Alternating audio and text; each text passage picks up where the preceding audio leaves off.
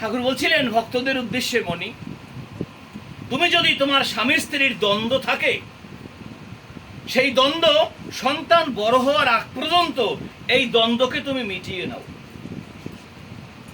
হয়তো স্বামী যা চায় স্ত্রী করছে না, স্ত্রী যা চায় স্বামী করছে না। প্রত্যেকটা ফ্যামিলির মধ্যে এই একটা কিন্তু যন্ত্রণা। আবার শাশুড়ি কি চায়, ছেলের বউর সাথে দ্বন্দ্ব। তবে শ্বশুরের সাথে ছেলের বউয়ের দ্বন্দ্ব সব বাড়িতে কম। শ্বশুরের সাথে ছেলের বউয়ের দ্বন্দ্ব সব জায়গায় কম। কারণ কি, শ্বশুররা তো বেশিরভাগ সময় বাইরে থাকে, তারা তো অত কিছু হিসাব কিতাব করে না। কিন্তু এই শাশুড়িদের সাথে এই বৌমার সাথে দ্বন্দ্ব, এই যে প্রত্যেকটা ফ্যামিলির মধ্যে কিন্তু এই একটা দ্বন্দ্ব। তার মানে কি? তার মানে হচ্ছে ঠাকুর চেয়েছেন এই দ্বন্দ্ব নিরসন। তাই দ্বন্দ্ব নিরসনে তার এই সৎসঙ্গ করা। তার দ্বন্দ্ব নিরসন কি করে হবে? বাবা মায়ে ঝগড়া করে, ছেলে পুলোয় দেখে, গোল্লায়েরই সদর দ্বারে বাচ্চাগুলোকে রাখে। একটা সময় দেখা যায় স্বামী খুব যে কোনো একটা ব্যাপারে খুব এক্সাইটেড হয়ে গেছে, তখন স্ত্রীর কর্তব্য একটু চুপচাপ থাকা। আবার স্ত্রী এক সময় খুব রাগ করেছে, তখন স্বামীর কর্তব্য তার একটু চুপচাপ থাকা। তা আমি একবার একটি প্রোগ্রামে অনেক দূরে গেছিলাম, বান্দরবনের রুমা, আর রুমার থেকে কেউ কারাডাম। তো এইখানে এই ফ্যামিলিতে মানে এত ভক্ত, এত প্রাণ, মানে এত খাওয়া দাওয়া, খুব ওই বাড়ির এলাকায় গেলে একদিন ওই বাড়িতে বেড়াবো। কিন্তু সমস্যা একটাই, এরা স্বামী আর স্ত্রী খুব ঝগড়া। এই যে স্বামী আর স্ত্রী, মানে স্ত্রী একটা কথা বললে স্বামী খুব এক্সাইটেড হয়ে যাচ্ছে, স্বামী একটা কথা বললেই কেমন এই এত মিল, এত খাতির, এই গলা ধরাধরি, এই সেই, কিছুক্ষণের মধ্যেই আবার বিরাট ঝগড়া। এখন তাদের মা এসে, মানে যে দাদাটির মা, সে এসে বলছে যে দাদা, তো আপনি তো আসলে অনেক কথা আমাদেরকে বলেন, তাহলে এই যে এদের যে ঝগড়াঝাটি হচ্ছে এই পরিমাণে, দাদা এর একটা মিট করার একটা ব্যবস্থা একটু করা যায় কিনা। তাই বললাম আমি মিট করতে পারি, আমি সেই জলপড়াটা আমার জানা আছে, সেই জলপড়া আমি জানি, সেই জলপড়া আমি দিয়ে দেব। তা বলছে যে দাদা তাহলে তো খুব ভালো হয়, আমরা জানিয়ে টেনশন করছি, সেটা তো খুব ভালো হয়। তাই আমি বললাম শোনেন, এটা কোনো ব্যাপার না, শুনুন, আপনি বাড়ি থেকে এক বোতল জল নিয়ে আসেন। তো উনি ½ লিটারের এক বোতল জল নিয়ে আসছেন, জল নিয়ে আসছেন। এখন আমি ঠিক আছে জলটা আমার জায়গায় রেখে দিয়েছি। এবার মাঠিকে বললাম, মা আপনি যে দাদার সাথে ঝগড়া করেন, তর্ক করেন, কেন করেন? কয় দাদা ইনি ঘরে বেশি সময় দেয় না আমারে। কোথায় যায়? কয় বাহিরে যায়। তা তাহলে কি আপনার কেন সন্দেহ হয়? কয় আমি নিশ্চিত উনি কারোর লগে প্রেম আছে। বলছে আমি নিশ্চিত ওনার কারোর সাথে প্রেম আছে। আচ্ছা ঠিক আছে, ওনার কথা শুনলাম। উকিলরা আমরা যে কেস করি, একদল বাদী একদল বিবাদী, উকিলিরা কিন্তু কোনো মামলার রায় দিতে পারে না। রায় দেয় কে? ম্যাজিস্ট্রেট দেয়, রায় দেয় জজ। ঠিক আছে, তাহলে এবার দাদার কাছে শুনি। এবার ওনার স্বামীকে বসালাম, দেখি ওনার কি অভিব্যক্তি। এবার স্বামীকে বললাম, আচ্ছা দাদা আপনি যে মায়ের সাথে তো তেমন ঝগড়াঝাটি করেন না মনে হচ্ছে, তাহলে কি দ্বন্দ্ব, কি সমস্যা? কয় না দাদা আমার তার বিরুদ্ধে কোনো অবজেকশন নাই, সে তো খুব ভালো। স্ত্রী কি বললো আর স্বামী কি বললো? স্ত্রী বলে যে না সম্পর্ক আছে, নাহলে এতক্ষণ সময় সে বাহিরে কি করে? অফিস শেষ হয়ে যায় 5টায়, তারপর আসতে আর 8টা, 8:30, 9টা বাজে, কি একটা ব্যাপার। তখন আমি বললাম যে ঠিক আছে দেখেন, আপনার সম্পর্কে কিন্তু আপনার স্বামী কোনো মন্তব্য করে নাই, তাহলে আপনি কেন করছেন? কারণ উনি তো, আমি তো ভালো, খুব, আমি তো খুব ভালো, আমার সম্পর্কে সে কি বলবে? আর উনি যে গন্ডগোল, তাই ওনার কথা আমি বললাম। দেখেন কি একটা সমস্যা। আচ্ছা ঠিক আছে, এখন ওই যে জলের বোতল আনছে, এই বোতলের জলটা আমি বোতলের মুখটা খুলে কিছুই না, এখানে আপনাদের সঙ্গে গল্প করলাম, কিছু নাম ঠম করে ঠরে 3বার 4বার ফু দিলাম, আর ওই বোতলের মুখ আমি এবার আটকে ওই মাটির হাতে দিলাম। বললাম মা, মানে গন্ডগোলটা কখন বাজে?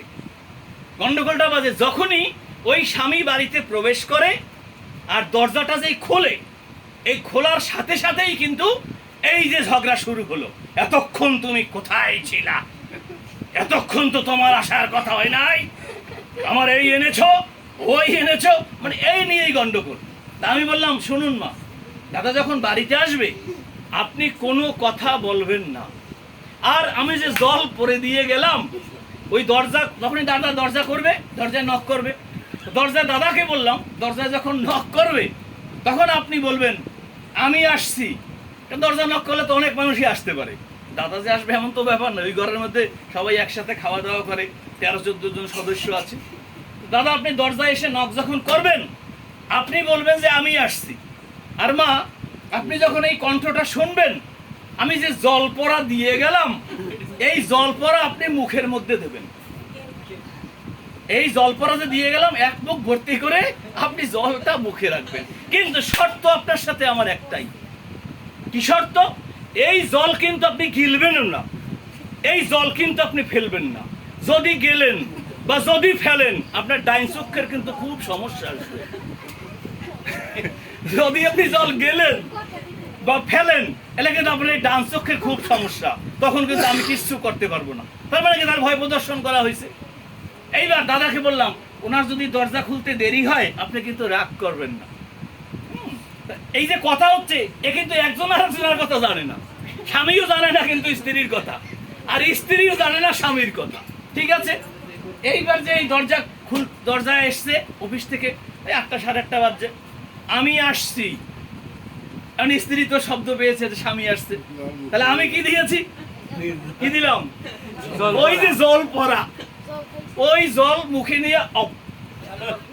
কি করে আছে? অফ। এখন তো দরজা খুলছে, দরজা খোলার পর দাদার কাজ দাদা করছে ঠুসছে। তো শর্তের মধ্যে ছিল যে উনি আসার 15 থেকে 20 মিনিটের মধ্যে ওনার সঙ্গে আপনি আর কোনো কথা বলবেন না। এটা কিন্তু তার শর্তের মধ্যে ছিল। এখন উনি আসছে, কাপড় চোপড় চেঞ্জ করছে, খাওয়া দাওয়া করতে বসবে বা কিছু, ততক্ষণ কিন্তু আপনার এই জল মুখেই রাখতে হইবে। কারণ আসার পর ওনার কাজ যখন উনি করছে, করে সরে কাপড় চোপড় খুলে ঠুলে যাই হোক ওনার মতো প্রস্তুতি নিয়ে বসছে। আর এই পুরুষ যে, সে তো ঘড়ি দেখে কখন খাবে, ওদিকে বউ আবার ঘড়ি দেখে কখন 15 মিনিট হইবে। এখন আসার পর যে গরমটা, এই গরমটা আগে শেষ হয়ে গেছে। 15 মিনিট আর গরম থাকে? ঠান্ডা হতে হতে যেই দেখছে 15 মিনিট হয়েছে, তারপরে মুখের জল ফেলে দিছে। বুঝছেন? যেই মুখের জল ফেলে দিছে, এখন তো আর গন্ডগোল নাই। এখন স্বামীরে বলতেছে যে তাড়াতাড়ি খাও, তাড়াতাড়ি খাও, সারাদিনে কি খেয়েছো না খেয়েছো। এই করে করে মানে 7 থেকে 10 দিনের মধ্যে তাগো ঝগড়া শেষ, জল শেষ। এখন জল তো শেষ, জল তো মানে 250 মিলিলিটারের বোতল ছিল, বুঝলেন নাই? এখন আমার ফোন দিছে, দাদা জল তো প্রায় শেষের দিক, আপনি তো দিছিলেন 250 মিলিলিটার জলের বোতল, এখন কি হইবে? তা আমি এবার স্বামীরে জিজ্ঞেস করলাম, দাদা ঝগড়াঝাটির কি খবর? আমি যার জন্য জল পড়া দিলাম ওটার কি খবর? দাদা ওইটা আর হয় না। কি যে একটা ব্যাপার দাদা, বুঝি না। হ্যাঁ, আমি বললাম যে না, ওটা আরো কিছুদিন খাইতে হইবে। তখন ওই মাকে বললাম যে 1 লিটার জল এনে ওই জল এটার মধ্যে দেবেন, ওই জল এটার মধ্যে দেবেন। তখন আরো 10 দিন পার হলো, দেখা গেল স্বামী স্ত্রীর দ্বন্দ্ব শেষ। একদিন ওই স্ত্রী আবার ওই বোতলের জল যখন শেষ হয়েছে তখন ফোন দিছে, দাদা আর কি জল খাওয়া লাগবে, আর কি জল মুখে রাখা লাগবে? আমি কি না, লাগবে না। দাদা আমাদের স্বামী স্ত্রীর যে গন্ডগোল, এটা মিট হয়ে গেছে, এটা মিট হয়ে গেছে। তবে এই রকমের গন্ডগোলের আপনার কিন্তু অনেক রুগী আছে, এগো কিন্তু আপনার চিকিৎসা করা লাগবে। ওই মা কিন্তু আমারে বলতেছে, আমি ঠিক আছে পরের বার যখন যাবো তো এরকম আমি জল পড়া দিয়ে আসবো, অসুবিধা নেই।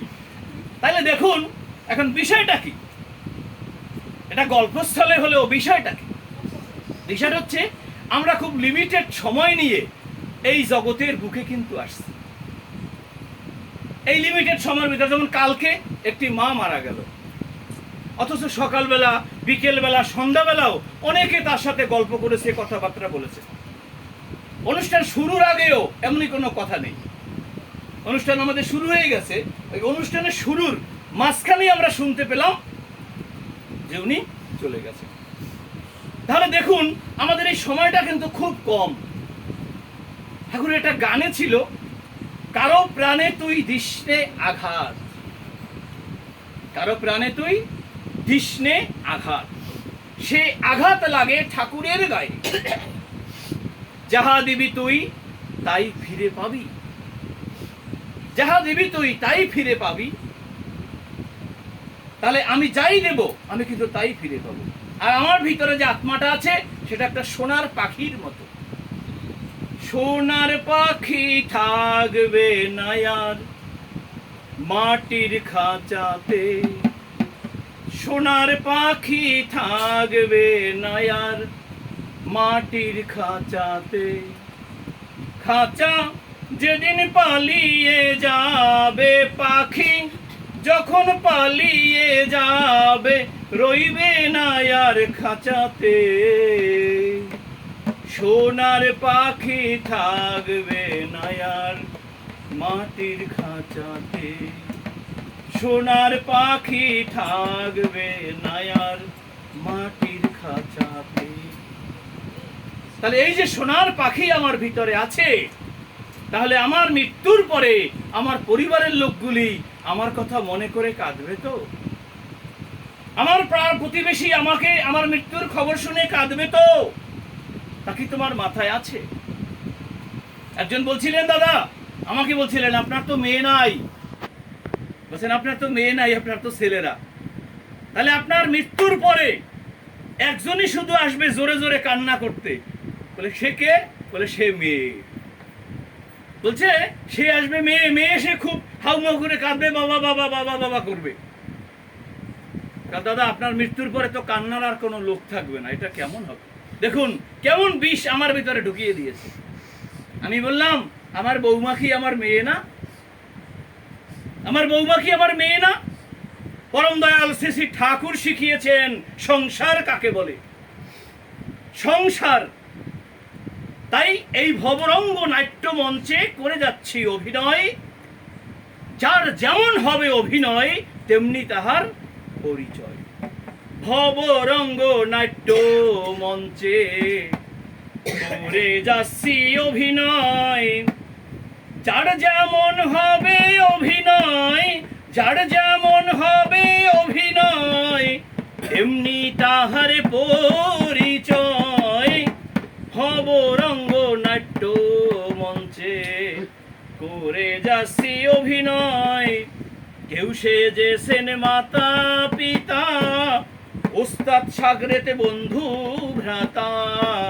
কেউ সেজেছেন মাতা পিতা, ওস্তাদ সাগরেতে বন্ধু ভ্রাতা। অভিনেত্রীর অভিনেতা, অভিনেত্রীর অভিনেতা, চলছে নাটক বিশ্বময়।